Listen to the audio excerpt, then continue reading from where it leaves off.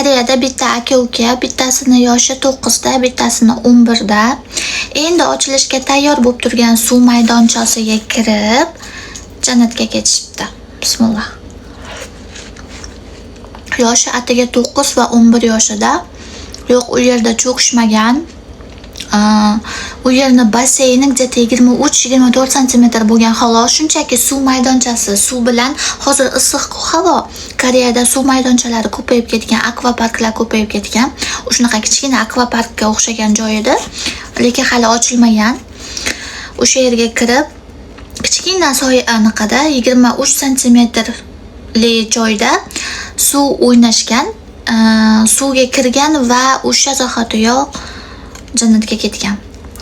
Shunga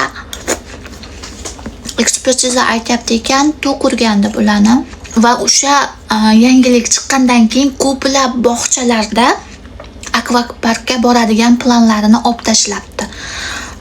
Har bitta bog'cha hozir kun issiq bo'lganligi uchun Koreyada bolalarni o'ynatgani har xil joyga olib boradi-da Koreyada.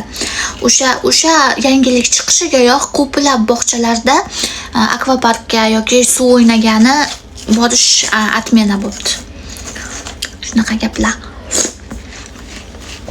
Koreyada bitta yangilikni orqasidan juda ham ko'p narsalar hal bo'lib ketishi mumkin. Va iltimos farzandinglarga ehtiyot bo'linglar.